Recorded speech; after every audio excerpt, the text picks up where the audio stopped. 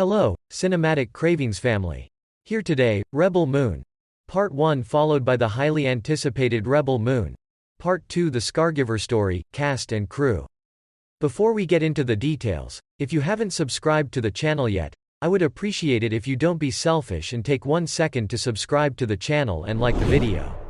Are you ready? Then let's get started. Zack Snyder's sci-fi opera, Rebel Moon, split audiences, much like a comet carving celestial chaos.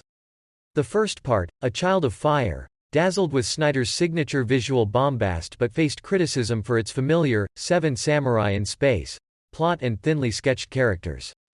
So, the teaser for The Scargiver, promising the climax of this two-part saga, leaves us with one burning question. Will The Scargiver scar audiences with something fresh, or simply leave a familiar burnmark? Sofia Boutella's Kora returns, eyes blazing with the fire of rebellion. The teaser throws us right into the heart of her plight, leading a ragtag army of refugees against the tyrannical Balisarian regime. The glimpses of guerrilla warfare, salvaged spaceships bristling with jury-rigged weaponry, and a fierce-as-ever Kora rallying her troops, hint at a grittier, more personal fight compared to Part 1's grand battles. The title, The Scargiver, throws its own intriguing barb. Does it refer to Kora, forever marked by the Balisarian cruelty she's endured? Or perhaps a new, monstrous enemy, leaving its bloody imprint on the galaxy?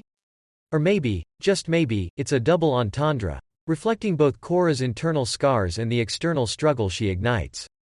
While the teaser tantalizes with its raw energy and Kora's unwavering conviction, the familiar echoes of Star Wars and Seven Samurai still linger. Giant space cruisers reminiscent of Imperial Star Destroyers clash with ramshackle rebel vessels, and Kora's ragtag crew evokes a distinct Jedi Master Luke Skywalker recruiting his ragtag band of Ewoks vibe. The question then becomes, can Snyder carve a unique identity for Rebel Moon beyond its genre inspirations? The potential lies in delving deeper into Kora's character, exploring the emotional cost of her fight, and building on the world's unique blend of post-apocalyptic grit and fantastical sci-fi. The teaser offers a few tantalizing glimpses that suggest Snyder might be heading in this direction. We see Kora connecting with her fellow rebels, sharing moments of vulnerability and shared purpose. Perhaps this will be the film's true strength, not just the epic space battles, but the human struggle at their core. Based on the teaser, Rebel Moon, Part 2, The Scargiver promises a satisfying conclusion to Kora's journey, with plenty of action, raw emotion, and even a dash of humor. Witness the malfunctioning robot's slapstick demise. However, the lingering echoes of familiar tropes leave a note of caution. Can Snyder truly escape the gravitational pull of genre convention and deliver a space opera that sings to its own tune? Rebel Moon, Part 2. The Scargiver has all the ingredients for an epic space opera finale. Whether it rises above its inspirations or remains mired in déjà vu remains to be seen. But one thing's certain. Kora's fight for freedom promises to be a sight to behold, even if it's seen through a familiar lens. Cast. Rebel Moon Part 2. Scargiver promises to raise the bar in its rebellion against the tyrannical Balisarius and introduce even more badass characters. Kora, Sofia Boutella, the heart and soul of the rebellion. Kora returns with steely determination and deadly fighting skills. Expect even more growth and great moments from this fierce warrior queen. Djimon Hounsou as Titus, former Imperium general turned reluctant rebel mentor. Titus will no doubt confront his past and uncover some legendary warrior wisdom. Charlie Hunnam as Kai, the charismatic mercenary pilot returns with his trusty spaceship and questionable morals. Will Kai choose his side once and for all, or will he remain the ultimate wildcard? Ed Skrein. Brace yourself for a villainous return from the versatile Skrein. His character's motives and ruthlessness are shrouded in mystery, but one thing is certain. He will be a thorn in the side of the rebels. Jenna Malone. Get ready for some serious tech savvy with Malone's character. Her role as a cyborg with a secret past promises intriguing twists and turns in the rebels' tech arsenal. Bae Doona as Nemesis.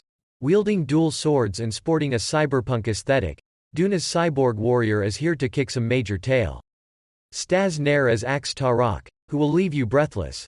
Don't underestimate the power of a blacksmith with a connection to the wilderness. Nair's Tarok brings heart, humor and unexpected skills to the unruly crew. Makeel Husman as Gunner.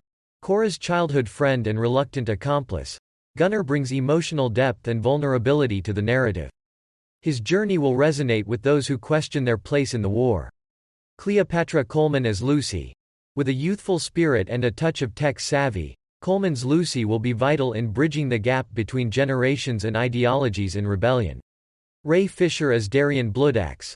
Leading a leading rebel group, Fisher's character brings political intrigue and strategic conflicts into the mix. Expect conflicts and alliances as the rebellion navigates its internal turmoil. The Belisarius regime. Though largely shrouded in secrecy, expect chilling appearances from the regime's brutal enforcers and Belisarius himself.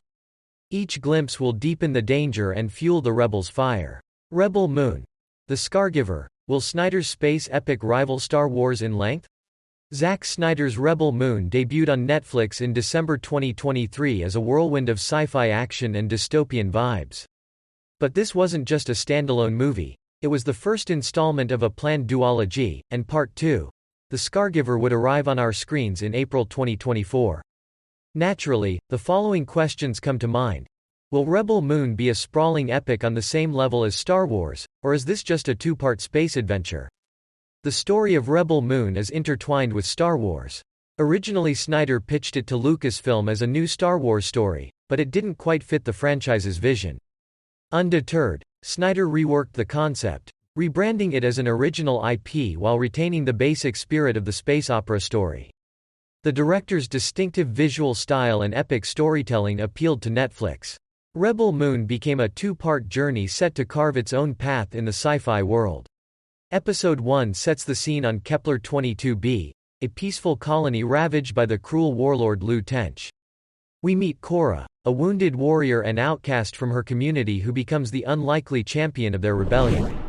Part 1 is a whirlwind of action, character introductions and world building, culminating in a pivotal cliffhanger that leaves viewers desperate for more.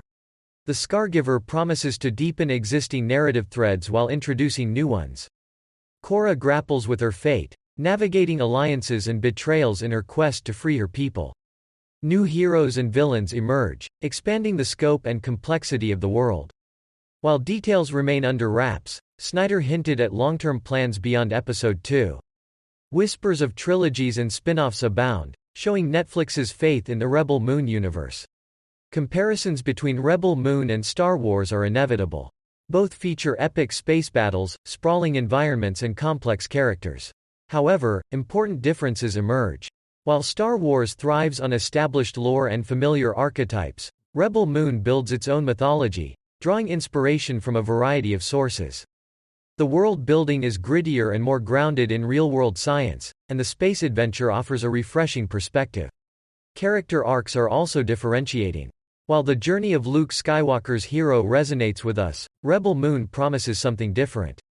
Kora is a wounded and morally ambiguous anti-hero, forced to make difficult choices in a cruel world. As a result, Netflix is always hesitant to sequelize their hit movies, and I think we will see enough Rebel Moon movies in the coming years. Rebel Moon Part 1. How are the reviews for Child of Fire? Was it liked? Whether or not Rebel Moon Part 1, Child of Fire was liked, depends on which galaxy you're orbiting in. Opinions were as diverse as the alien landscapes, with enthusiastic cheers mixing with fiery critiques. To understand this cosmic clash, let's dive into the nebula of criticisms and glowing embers of praise. Many saw too much Star Wars, citing familiar narratives and character archetypes. Some felt it lacked originality, while others appreciated the homage with a modern twist. Sparkless characters. Kora, the heroine, was criticized for being bland and predictable. The supporting cast, while quirky, was seen as a mixed bag of clichés and underdeveloped personalities. The villains were often generic goons, lacking depth and menace. The pacing was a major point of contention. Some found it a slow burn, others a narrative bonfire that sputtered and died out long before reaching its full potential. Emotional connection was difficult, with viewers struggling to connect with characters who felt like metal constructs rather than flesh and blood. Deus Ex Machina moments further frustrated those seeking a grounded storyline. Snyder's signature slow-motion action sequences divided audiences. Some marveled at the visual feast, while others found it excessive and self-indulgent. The brutality of the violence also sparked debate, with some questioning its purpose and relevance. Those who enjoyed the film found joy in the familiar tropes, appreciating the classic sci-fi adventure with a modern edge. They relished the visual spectacle, praising the stunning CGI and action sequences. Kora, while not groundbreaking, was seen as a relatable protagonist, and the supporting cast offered welcome comic relief and intriguing quirks. The film's message of hope and rebellion resonated with some viewers, who found its potential for future exploration exciting. Embers of hope for Part 2? Despite the criticisms, many remain cautiously optimistic about the potential for redemption in Part 2. If Snyder can address the narrative shortcomings, flesh out the characters, and inject more emotional depth, the next chapter could set the galaxy ablaze. The foundation is laid, and the embers of potential glow bright. If you liked our video, don't forget to like and subscribe. Thank you for joining the Cinematic Cravings family. Bye until the next video.